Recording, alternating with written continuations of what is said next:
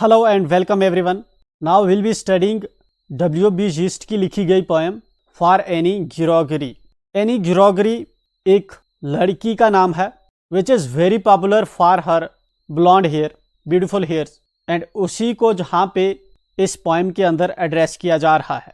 जब हम पोएम को रीड करते हैं हमें पता चलता है कि इसके अंदर 3 स्टैंजाज हैं। पहले स्टैंजा में स्पीकर बात कर रहा है एनी से, दूसरे स्टैंजा में एनी रिस्पॉन्स कर रही है, एंड तीसरे स्टैंजा में अगेन स्पीकर बात कर रहा है। Speaker can be W.B. Yeats या फिर एनी का बॉयफ्रेंड या कोई और पर्सन हो सकता है। एंड हेयर विल बिलीव कि W.B. Yeats खुद जो है यहाँ पे स्पीकर है, एंड देन एनी जहाँ पे बात कर रही है। पोएम को जब हम रीड करते हैं तो पोइट इसके अंदर human love and divine love पे स्ट्रेस करता है। पोइट इस बात को हाईलाइट करता है कि जब हम यूथ होते हैं, ब्यूटीफुल होते हैं, उस वक्त अगर कोई ह्यूमन आपकी तरफ अट्रैक्ट होता है, वो मेयरली आपकी एक्सटर्नल अपीयरेंस देखकर, आपकी ब्यूटी देखकर आपको प्रपोज करता है, आपकी तरफ अट्रैक्ट होता है। जो इनहेरेंटली इम्पॉर्टेंस ऑफ ब्यूटी की बात करता है हो रही है इस पोएम के अंदर। And then further the poet goes on and tells us the difference between human love and divine love. या हम इस तरह से कह सकते हैं कि पोइट स्ट्रेस कर रहा है इश्क हकीकी एंड इश्क मिजाजी पे। चलिए हम पढ़ते हैं पोएम को, हमें समझ आएंगी चीजें। पोएम का पहला स्टैंजा है, never shall a young man, कभी भी एक नौजवान आदमी। क्या बात हुआ जहां तक इस पॉइंट का कि कभी भी एक जवान आदमी ऐसा नहीं करेगा। क्या नहीं करेगा, इसने आगे कामा कर दिया है, आगे बात कर रहा है। बट यहाँ पे never shall a young man, कभी भी एक यंग मैन नहीं, आगे ये जो यंग मैन है इसके बाद जो कामा है, एंड यहाँ पे ये जो लाइन्स है ये यंग मैन की स्टेट को, इस यंग मैन की कंडीशन को एक्सप्लेन कर रहा है, इसके बारे में बात कर रहा है। एंड देन अपनी इस बात को पोइट यहाँ पे इन लाइन से लव से कंटिन्यू करेगा आगे। थ्रोवन इनटू डिस्पेयर, डिस्पेयर का मतलब होता है ना उम्मीदी, होपलेसनेस, होपलेसनेस। पूरे फ्रेज की अगर हम मतलब देखें, इसका यह मतलब हुआ कि एक ऐसी सिचुएशन में एंटर हो जाना जिसका रिजल्ट मिलने की या आपकी डिजायर्ड जो एक्सपेक्टेशन है वो पूरी ना हो। प्लंज्ड इनटू ए सिचुएशन विदाउट होप, ये हम मतलब कह सकते हैं। एक यंग आदमी है, वो एक ऐसी सिचुएशन में एंटर हो गया है जिसकी उसको उम्मीद नहीं है। किस सिचुएशन में, आगे बता रहा है, by those great honey coloured ramparts at your ear. Honey coloured का मतलब होता है शायद जैसे कलर के, and that is golden. Ramparts, ramparts होते हैं किसे, किले, फोर्ट की दीवारें, wall. Ramparts at your ear, यहाँ पे रैम्पर्ट्स एट योर एयर है कि ये जो लड़की है एनी, इस पे जो बाल हैं, बालों की जो दीवार है, ठीक है, उसको रैम्पर्ट करके बालों की लट को जो है यहाँ पे ये रेफर कर रहा है कि एनी के जो बाल है वो इस दीवार की तरह इसके कानों पे हैं, इसको प्रोटेक्ट कर रहे हैं। इस चीज से हमें पता चल रहा है कि पोइट यहाँ पे इस लड़की की जिससे बात कर रहा है उसके बालों की ब्यूटी को हाईलाइट कर रहा है कि वो कितने ब्यूटीफुल है एंड किस तरह से उसके कानों पे वो पड़े हुए हैं। चलिए अब डॉट्स को कनेक्ट करके मतलब समझते हैं। Never shall a young man, कभी भी एक जवान आदमी जो डिसअपेयर हो चुका है, तुम्हारे प्यार में पड़ चुका है, तुम्हारी तरफ अट्रैक्ट हो चुका है। किस लिए अट्रैक्ट हुआ है? ये जो तुम्हारे हनी कलर के बाल हैं, इन बालों की वजह से तुम्हारे तरफ अट्रैक्ट हुआ है। ये बाल तुम्हारे कानों पे रैम्पर्ट्स की तरह हैं जो तुम्हारे जो है बहुत ही ब्यूटीफुल लग रहे हैं। इस तुम्हारी बालों की ब्यूटी की वजह से तुम्हारी तरफ जो इस वक्त पर्सन खो चुका है, हालांकि उसको उम्मीद नहीं है कि तू वापस उसको प्यार करेगी या रिस्पॉन्ड करेगी, लेकिन वो तेरे प्यार में पड़ चुका है। फिर आगे क्या बताता है, love you for your self alone and not your yellow hair. वो आदमी जो इस वक्त तेरे प्यार में पड़ गया है वो कभी भी सिर्फ तुम्हें प्यार नहीं कर रहा, तुम्हारी वजह से तुम्हारे प्यार में वो नहीं पड़ा है। एंड अगर वो तेरे प्यार में है तो वो है due to your yellow hair, ये जो तुम्हारे येलो हेयर है इनकी वजह से अट्रैक्ट हुआ है, ना कि तुम्हारी इनर ब्यूटी को देखकर तुझसे अट्रैक्ट हुआ है। तो इस पैराग्राफ का सिंपल सा मतलब क्या हुआ कि जहाँ पे पोइट एक लड़की को एड्रेस कर रहा है एंड जहाँ पे उसको बता रहा है कि अगर कोई यंग आदमी जो है तुम्हारी तरफ अट्रैक्ट हुआ है, अगर तुम उसको रिजेक्ट करोगी उसके ऑफर को, तो वो होपलेस हो जाएगा, डिस्पेयर में चला जाएगा। लेकिन यहाँ पे इसका यह मतलब नहीं कि वो सच में एक्चुअल में तुम्हें प्रपोज कर रहा था एंड सच में तुमसे प्यार कर रहा है। But the reality is that कि तुम्हारे ब्यूटीफुल हेयर्स हैं, तुम्हारे हेयर्स की वजह से, तुम्हारे बालों की वजह से वो तुम्हारी तरफ अट्रैक्ट हुआ है एंड वो एक्चुअल में तुम्हारी इनर ब्यूटी से अट्रैक्ट नहीं हुआ है, मेयरली तुम्हारे फिजिकल अपीयरेंस से तुझसे अट्रैक्ट हुआ है। एंड यही सैड रियलिटी है आज की वर्ल्ड में जो अक्सर लोग एक्सपीरियंस करते हैं। Though it seems a bit tricky to understand कि कहाँ से क्या मतलब है। I am repeating it once again कि कभी भी कोई यंग आदमी जो है, जो तुम्हारे प्यार में एंटर हो चुका है, तुम्हारे गोल्डन हेयर से अट्रैक्ट हो गया है, जो तुम्हारे बाल जो है तुम्हारे कानों पे हैं, जो इंडिकेट करता है कि तुम्हारे बाल बहुत ब्यूटीफुल है और इसकी वजह से तुम्हारी तरफ अट्रैक्ट हो चुका है, हालांकि उसको उम्मीद नहीं है कि तुम उसकी जर्निंग को, उसके प्रपोजल को एक्सेप्ट करोगी, बट स्टिल वो तुम्हारे प्यार में एंटर हो चुका है।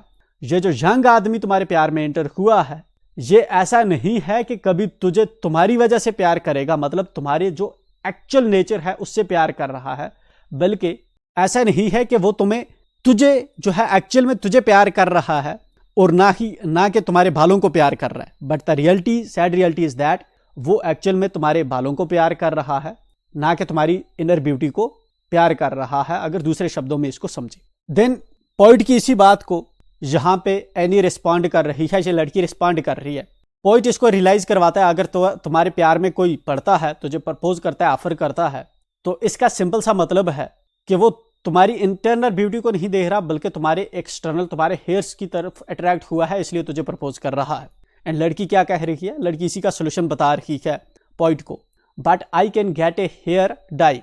लेकिन एनीवे इसको बता रही है पोइट को कि लेकिन मैं अपने बालों को डाई करवा सकती हूँ। डाई मीन्स ये अपने बालों का कलर चेंज करवा देगी। And set such colour there, और जहां पे कोई दूसरा कलर बालों का कर देगी। इसके जो गोल्डन हनी कलर्ड हेयर है, नेचुरली इसके हनी कलर्ड हेयर है, वो ज़्यादा अट्रैक्टिव है, उसकी वजह से जो है जहाँ पे लोग इसकी तरफ, यंग मैन इसकी तरफ अट्रैक्ट होते हैं, तो लड़की के पास उसका सोल्यूशन है, क्योंकि लड़की भी हर सेल्फ जो है एक ट्रू लवर ढूंढ रही है परहैप्स। दैट्स वाई जहाँ पे ये पोइट को, जहाँ पे उसका सोल्यूशन बता रही है कि ये अपने हेयर को डाई करवा देगी एंड यहाँ पे अपने बालों का दूसरा कलर रखेगी, कामा करके बता रही है कौन कौन सा कलर, जैसे ब्राउन कलर करवा देगी, या ये ब्लैक कलर करवा देगी, या ये कैरेट, जिस तरह से गाजर का कलर होता है वैसा करवा देगी। That young man in despair may love me for my self alone.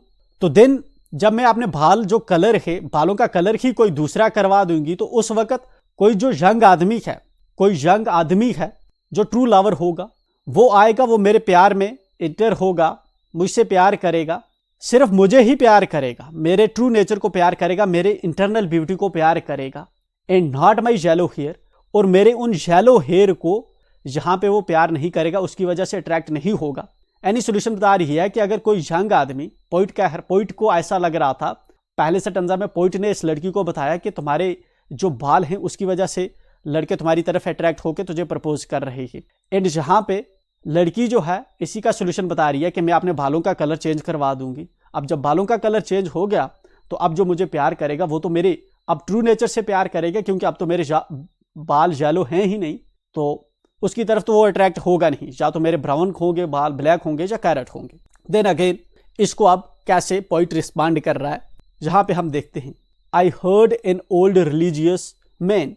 And जहाँ पे अपनी बात को पोइट जस्टिफाई कर रहा है, एंड प्रोबेबली पोइट जो है यूनिवर्सली इस चीज़ पे बिलीव कर रहा है कि जितने भी ह्यूमंस हैं वो आपकी एक्सटर्नल ब्यूटी से ही अट्रैक्ट होते हैं।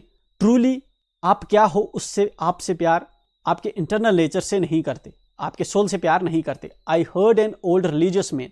एंड उसी क्रम में पॉइंट आगे बता रहा है कि मैंने जो है एक रिलीजियस मैन होता है। रिलीजियस मैन कौन होता है? एक ऐसा आदमी जो रिलीजन का प्रचार करता हो। जैसे हिंदू कल्चर में ये हो सकता है, जैसे कोई पादरी हो सकता है, प्रीस्ट हो सकता है, राइट। इस तरह से क्रिश्चियन रिलीजन के अंदर जैसे फादर हो सकता है, ठीक है। इसी तरह हिंदूज में पंडित हो सकता है, मुस्लिम्स में उलमा वगैरह हो सकता है। I have heard an religious man, मैंने एक रिलीजियस आदमी जो मजहबी आदमी है मैंने उससे सुना।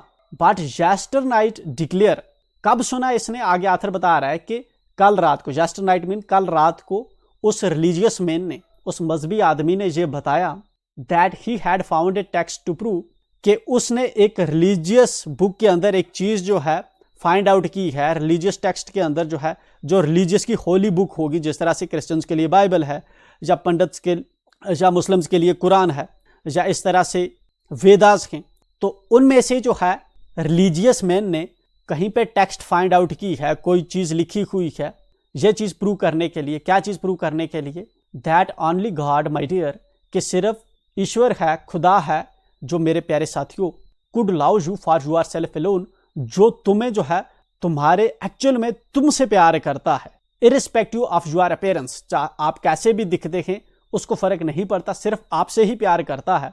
And not your yellow hair, तुम्हारे येलो हेयर से प्यार नहीं करता, तुम्हारी एक्सटर्नल ब्यूटी से प्यार नहीं करता। आप चाहे अपीयरेंस में कैसे भी दिखते हैं, आप हैंडसम हैं नहीं हैं, आप ब्यूटीफुल हैं नहीं हैं, आपके बाल येलो हैं, ब्राउन हैं, ब्लैक हैं, कर्ली हैं, जैसे भी हैं, वो उसको नहीं देखता, सिर्फ आपको देखता है एंड आपसे प्यार करता है।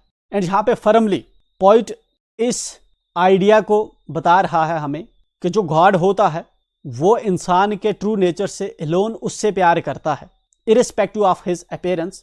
वहीं अगर हम वर्ल्ड को देखें, अगर हम ह्यूमंस को देखें, तो इनका जो प्यार होता है ये आपकी फिजिकल ब्यूटी से अट्रैक्ट होते हैं, या मे बी अगर फिजिकल ब्यूटी नहीं होगी, आज के कल्चर में अगर हम देखें तो कोई मटेरियलिस्टिक गेन होंगे या कोई और वजह होगी, उससे अट्रैक्ट होते हैं। आपका जो इंटरनल नेचर होता है, आपका जो ट्रू स्पिरिट होता है, उससे प्यार नहीं करते। ये चीज़ जो है लास्ट पे कह रहा है, जहाँ पे ये जो पॉइंट है एक रिलीजियस आदमी से इसने कल रात सुना है, जहाँ पे रिलीजियस आदमी जो है रेफ़र करते हुए कोई होली टेक्स्ट को जो है रिलीजियस बुक से को रेफ़र करते हुए ये चीज़ बताता है कि सिर्फ गॉड जो है वो आपको ट्रू सेंस में आपसे ही प्यार करता है, ना कि आपके येलो हेयर को या आपकी एक्सटर्नल ब्यूटी को प्यार करता है। एंड इट्स ऑब्वियसली ट्रू कि गॉड जो होता है वो आपको आपकी इनर क्वालिटीज़ की वजह से आपको प्यार करता है, ना कि आपकी फिजिकल अपीयरेंस की वजह से। इसके साथ ही हम इसको जहाँ पे कंक्लूड करेंगे। अगर आप अब तक हमारे साथ जहाँ तक जुड़े हुए हैं तो विल रिक्वेस्ट कि आप वीडियो को लाइक करें, शेयर करें एंड चैनल को सब्सक्राइब करना ना भूलें। हम मिलते हैं नेक्स्ट वीडियो में, जहाँ पे हम इस पोएम के क्वेश्चन आंसर्स को डिस्कस करेंगे। Will be meeting again, till then enjoy.